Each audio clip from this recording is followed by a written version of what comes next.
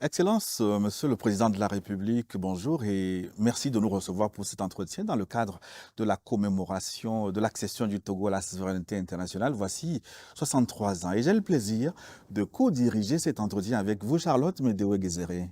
Bonjour Monsieur le Président, merci de ce grand honneur que vous faites à la presse togolaise en cette date symbolique du 27 avril. C'est moi qui vous remercie. Je crois pouvoir dire que j'ai entendu les reproches qu'on me faisait sur l'absence d'entretien avec les médias du pays. J'avais l'habitude de faire un discours. J'ai décidé cette fois-ci de rompre avec cette tradition et peut-être avoir un échange un peu plus vivant. Je pense que New York TV a fait la fierté de notre pays cette année en diffusant les matchs de la Coupe du Monde. Et en tant que j'étais très fier à ce moment-là. Et c'est pour moi une forme de reconnaissance à ce beau succès et à cette belle réussite. Merci, Monsieur le Président. Vous venez d'assister à un imposant défilé militaire pour marquer la célébration du 27 avril. Et à l'occasion, nous avons vu des forces de défense et de sécurité afficher une hargne pour défendre la patrie contre l'ennemi.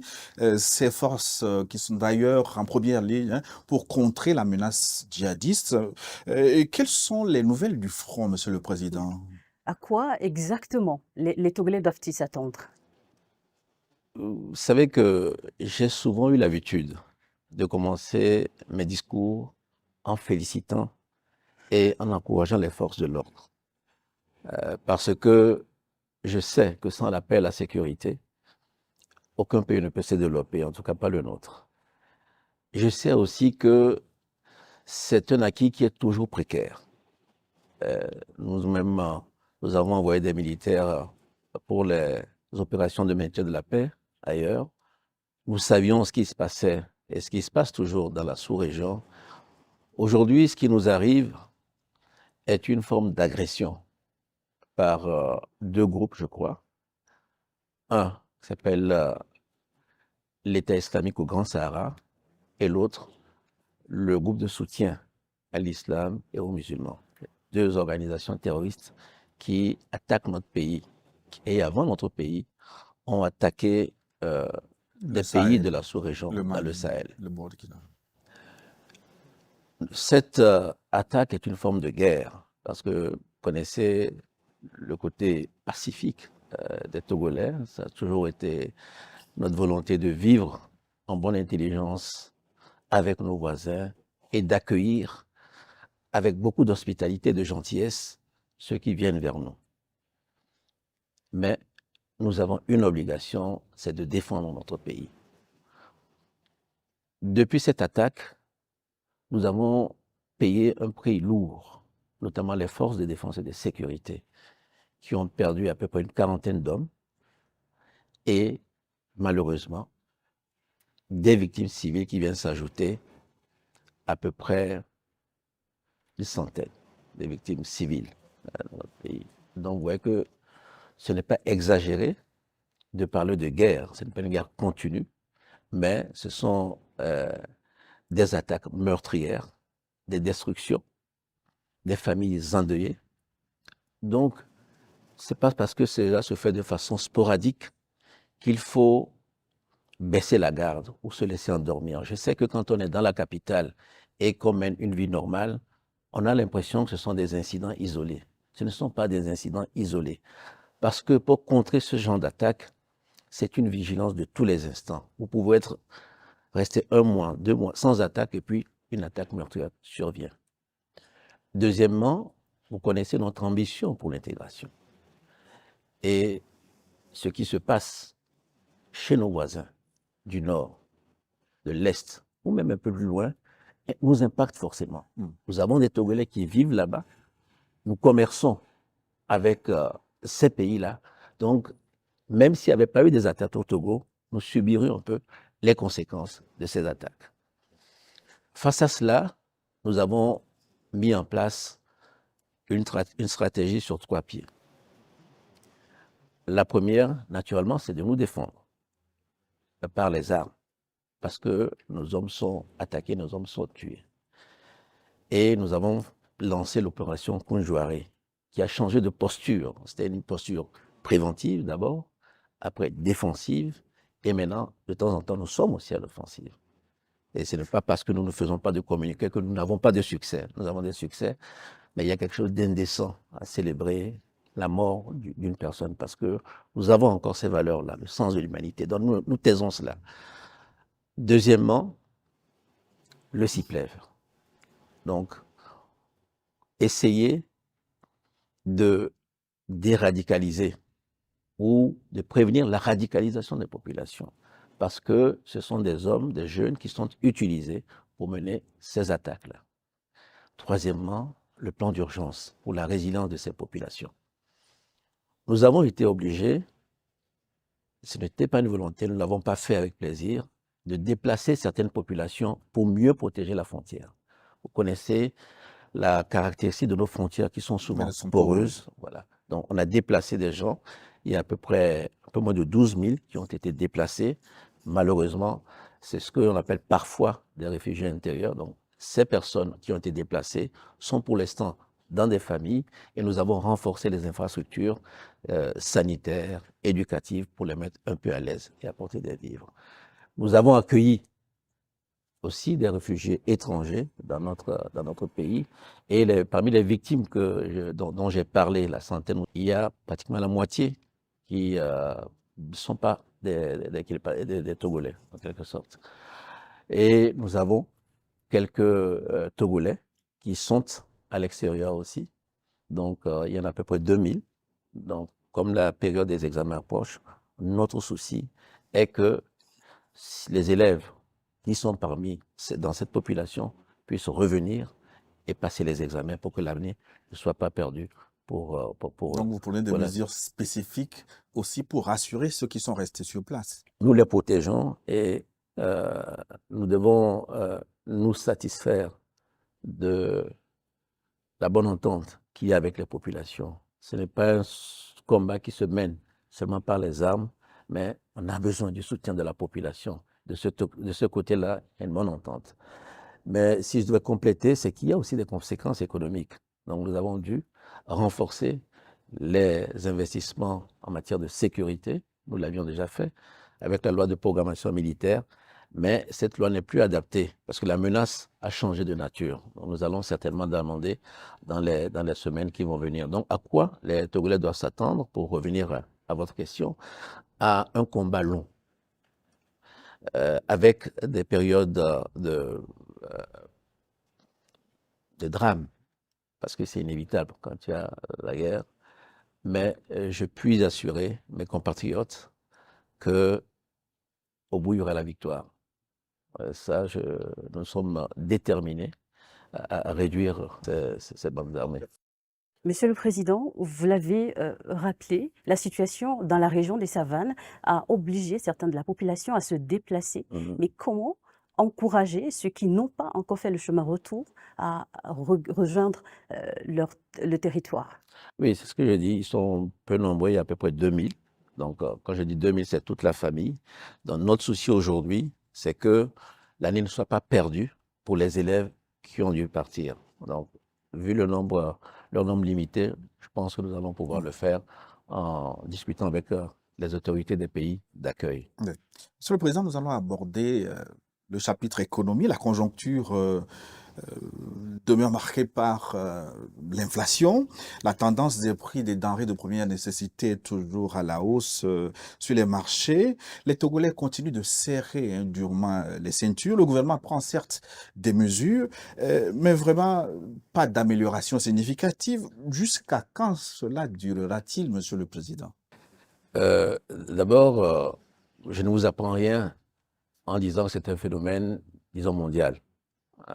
Après la crise de la Covid-19, il y a eu une succession de crises et ce qui a entraîné cette augmentation des prix.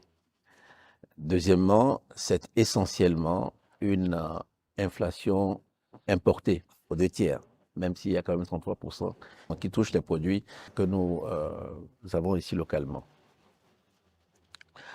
Généralement, quand il y a un choc comme ça, parce que c'en est un, c'est-à-dire qu'un événement qui n'était pas anticipé, mais qui survient, ce que nous faisons, les États font, c'est de recourir aux subventions. C'est ce que nous avons fait avec les augmentations avec de salaires et avec des subventions aussi sur les produits pétroliers, les produits gaziers. Ça nous a coûté extrêmement cher. Donc, je crois que nous avons dû dépenser la centaine de milliards. Mais vous voyez que ce n'est pas soutenable. Ce n'est pas un effort qui peut être renouvelé chaque année. La deuxième chose qu'il faut faire, c'est de produire autant que faire se peut ce qu'on consomme pour être moins dépendant de l'extérieur, notamment en matière de produits alimentaires. Et c'est pour cela que vous avez vu que nous avons relancé, amplifié notre intérêt pour la question agricole. Oui. Voilà. Donc, ce que je peux dire aux Togolais, une bonne partie du phénomène trouve sa solution ici sur le sol togolais. Je pense que nous créons les conditions pour que l'agriculture ne soit plus ce métier pénible, un peu parfois méprisé. C'est-à-dire, on dit c'est comme si ce sont ceux qui sont à la campagne qui doivent se donner à la terre, à une agriculture de subsistance. Mais que l'agriculteur change de statut social, devienne un entrepreneur. Donc, rendre d'abord le métier attractif. Je dis souvent à mes collaborateurs que nous n'avons jamais. Quand on dit que quelqu'un est riche au Togo, c'est rarement pour des questions agricoles. Alors, demain, si on dit qu'il y en a un Togolais agriculteur qui est multimillionnaire ou milliardaire, parce que ça peut arriver, ce serait un exemple pour la jeunesse. Voilà un peu ce que je peux dire sur cette question-là. Vraiment, profitons de cette crise. Une crise, elle est toujours douloureuse, mais c'est aussi des opportunités. Et celle d'aujourd'hui, à mon sens, cette opportunité est plutôt agricole. On va revenir tout à l'heure sur la question de l'agriculture. Et parmi ces mesures d'atténuation de la vie chère, Monsieur le Président, certaines ne sont pas suivies d'effet. Par exemple, les 3 milliards de transferts monétaires directs pour l'achat des fournitures scolaires ou encore les 2,5 milliards de subventions pour l'acquisition de manuels d'écriture et de lecture. Voilà 2 mesures annoncées, mais apparemment non suivies d'effet. Oui, mais que s'est-il passé exactement, Monsieur le Président? Oh, merci. Bon, d'abord, relativisons. Je vous ai dit qu'on a dépassé la centaine de milliards pour les mesures que nous avons prises. C'est le coût, un peu plus de là. Donc, 5 milliards, on parle de 5%. Je plaide coupable pour les 3 milliards, mais je vais m'expliquer. Ce qui s'est passé pour les 3 milliards, souvent quand vous prenez des mesures comme ça, elles sont indifférenciées, elles touchent tout le monde. Mais est-ce que tout le monde avait besoin de ces 3 milliards-là? En l'occurrence, c'était pour acheter des fournitures scolaires, notamment des cahiers. Et il y a eu un débat au sein du gouvernement, à qui donner, à qui ne pas donner. Puisque où on donne à tout le monde, où on donne. Donc nous sommes restés perdus dans cette espèce de débat. C'est pour ça que je dis que je plaide coupable. Mais j'ai vérifié avec le ministre des Finances, les fonds sont là. Et ils trouveront forcément un usage, si ce n'est pas maintenant, un peu plus tard. Donc la promesse, elle n'est pas encore réalisée, mais je peux vous assurer qu'elle n'est pas oubliée. Et cela m'amène à évoquer une autre question. C'est que vous prenez par exemple les subventions de produits pétroliers. Comment faire pour que les subventions aillent à ceux qui en ont réellement besoin? C'est un vrai débat. Parce que quand elles touchent tout le monde, quand tout le monde en profite, ça devient lourd. Et ceux qui en ont réellement besoin trouvent toujours que c'est insuffisant par rapport à leurs besoins. Et ceux qui n'en ont pas besoin n'ont pas l'impression que le gouvernement a fait quelque chose pour eux. Donc, nous sommes en train de réfléchir à cette solution. Pour les 2,5 milliards, c'est en cours de réalisation. Malheureusement, c'est les finances publiques, il a fallu lancer un appel d'offres, recruter 4 cabinets. Et donc, ces manuels scolaires ont commencé à être distribués dans certaines régions. Nous commençons par les régions les plus défavorisées, donc par la région des Savanes. Et donc, je peux vous assurer que ces manuels-là seront distribués. Il faut tirer la leçon pour que les prochaines fois, les élèves puissent avoir ces manuels un peu plus tôt. Un peu plus tôt, voilà. Monsieur le Président, nous allons revenir sur la question de l'agriculture. Vous l'avez annoncé en début d'année dans votre adresse à la Nation et Et là, vous avez tenu parole en Donc, organisant comme ça, que la c'est pas les première questions. édition du Forum national des producteurs du Togo. Les FOPAT qui viennent de s'achever avec l'étape de la région de la COSA. Mais pourquoi tant d'intérêt pour l'agriculture? Est-ce que cela vient des enseignements tirés des grands bouleversements mondiaux, comme vous l'avez dit tout à l'heure, la crise de la COVID-19 ou la guerre Russie-Ukraine? C'est une des raisons. Mais la principale,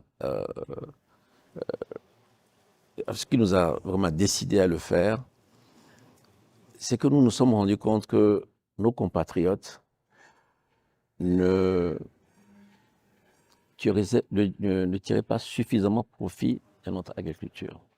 Et pourtant, nous avons beaucoup investi.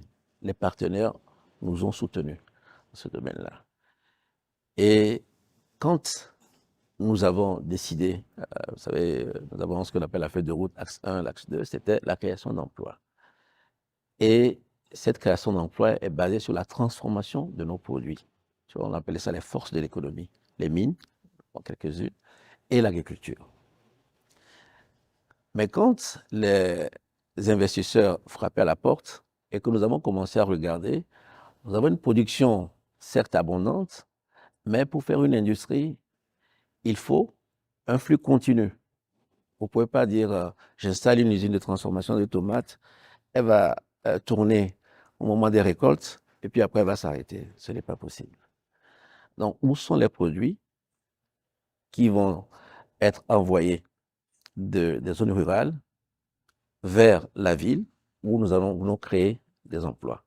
Donc, c'est comme ça que nous sommes dit, pour augmenter de façon significative cette production agricole, il fallait prendre certaines mesures.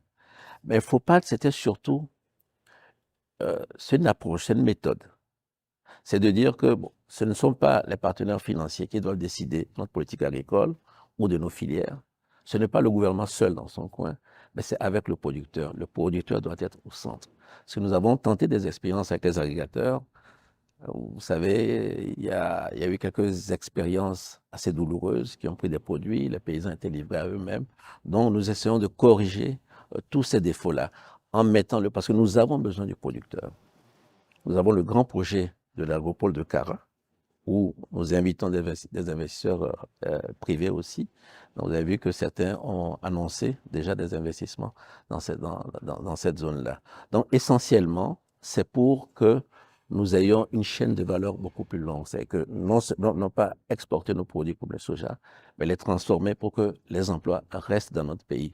Mais deuxièmement, c'est vraiment ce que j'ai appelé un peu avec un peu la souveraineté alimentaire, pour montrer que nous devons produire ce que nous consommons dans notre pays.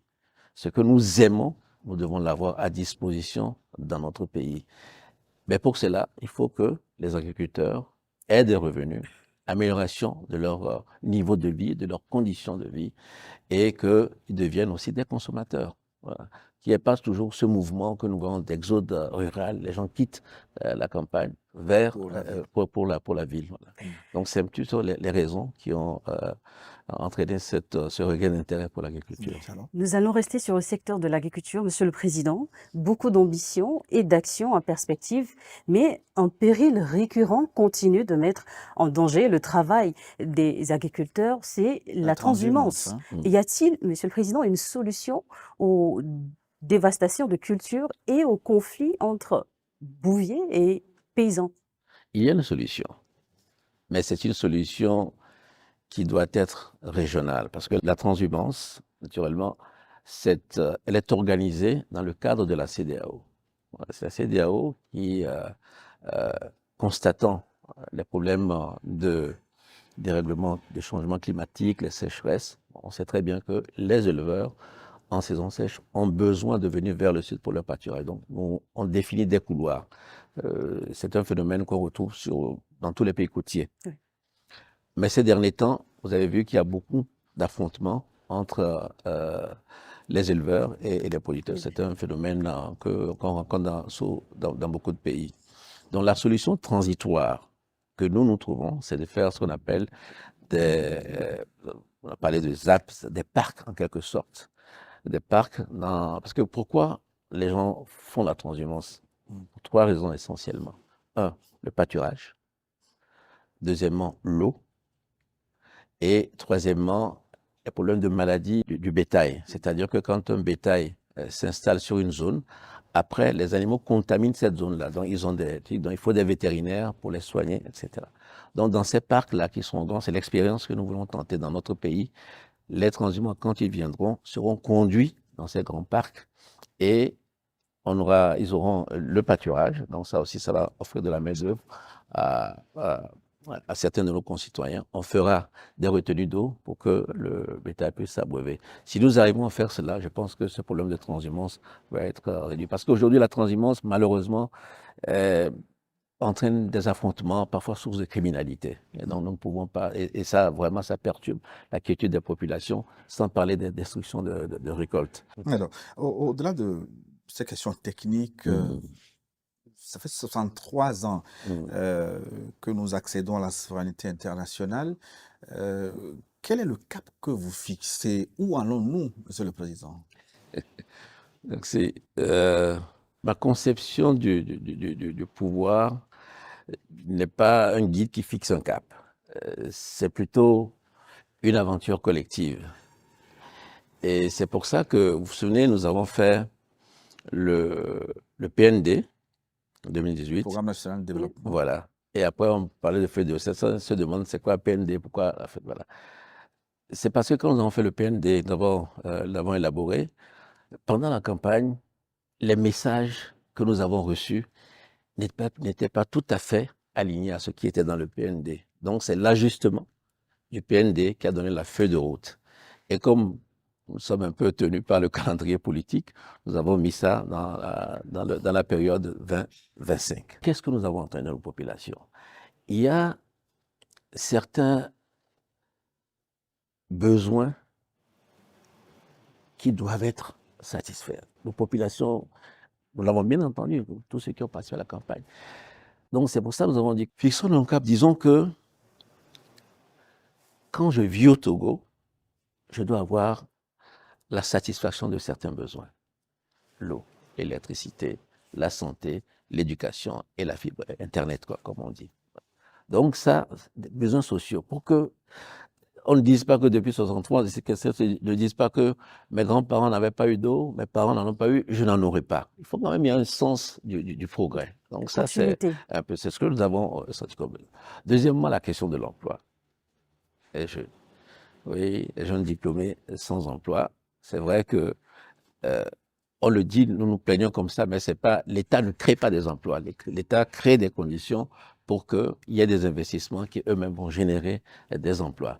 Donc, ces emplois-là, nous devons faire attention à ce qu'ils ne soient pas précaires. Parce que ça aussi, on voit des jeunes qui viennent en ville et qui sont essentiellement dans l'informel et qui vivent au jour le jour. Il faut sortir de cette réalité-là. Et c'est possible de le faire. L'informel n'arrange personne. Si on dit, comme je disais tout à l'heure, gouverner, c'est aussi servir. Pour servir quelqu'un, il faut connaître cette personne-là. C'est pour ça que nous lançons le grand projet, pour leur offrir une identité à chaque personne. C'est quand on voit Kodjo, on sait que Kodjo est marié ou célibataire, orphelin ou pas, élève ou pas. Voilà les revenus à peu près qu'il a et voilà à quoi il a droit en termes d'efforts de solidarité, assurance maladie, allocation. Pourquoi je parlais tout à l'heure de cette façon un peu large de distribuer les subventions qui pèsent sur le budget de l'État, mais qui celui qui a vraiment besoin de ces subventions n'est pas satisfait parce qu'il n'a pas suffisamment, et celui qui n'en a pas besoin se dit, bon, on me donne, je prends, mais je n'en ai pas forcément besoin. Donc, c'est ce que nous voulons faire en créant le registre social, en connaissant mieux notre population. Et je profite pour dire à la population que c'est vrai, nous avons eu le recensement général, nous aurons le recensement électoral. Il y aura un troisième pour offrir une carte biométrique à chaque Togolais pour que nous puissions vraiment être efficaces dans notre politique de protection sociale. Monsieur le Président, vous avez évoqué la jeunesse. Oui. Permettez que j'évoque les femmes. Oui. Dans l'espace IOMOA, le Togo est plutôt bon élève en matière de promotion du genre. Est-ce que le gouvernement compte faire davantage? Oui, nous comptons faire davantage parce que quand moi je vois les programmes, les projets qui sont initiés. Je suis surpris, mais les hommes me pardonneront, par l'engagement des femmes. Elles y croient. Et en fait, ce sont elles qui font le succès de certains projets. Bon, la plupart des projets qui sont liés au développement de la base, aux secteurs sociaux, les femmes sont engagées, elles sont dynamiques. Je les encouragerais à peut-être sauter le pas, à faire un peu plus, à s'engager un peu plus dans les affaires de la cité, pour ne pas dire de la politique. Nous avons les élections locales. Je pense que les femmes apporteraient un plus qualitatif à la gestion de nos affaires. Sur le plan politique, que pense Oui. le chef de l'État des remous dans la classe politique à l'approche des élections? Quel Les est votre élections message? législatives et Et régionales. régional. Oui. En cette année 2023, Mm. quel est votre message aux acteurs politiques du Togo et à l'ensemble des citoyens? Bon, je pense il fut un temps, élection était synonyme d'inquiétude dans notre pays. Dieu merci, nous avons fait des progrès. Nous avons eu pas mal d'élections, on a fait plusieurs élections apaisées. Mais ce débat, il est normal. Et en réalité, il est habituel. À chaque fois qu'on s'approche de ces échéances électorales, il y a un petit peu d'agitation, un peu plus de bruit. Nous avons essayé de prévenir cela en organisant, en faisant un dialogue avec les acteurs de la classe politique. Aujourd'hui, d'autres revendications surviennent. Je ne fais pas polémiquer. Ce que je veux dire, c'est que en politique, il faut avoir le sens du compromis. Quand on s'assoit et qu'on a le même objectif, c'est-à-dire la conquête du pouvoir, c'est normal que chacun ait sa stratégie. Et puis, il y a aussi une part de posture. Donc, parfois, quand on a des problèmes dans son parti, on essaie de l'extérioriser autrement, faire des revendications en disant ceci ou cela.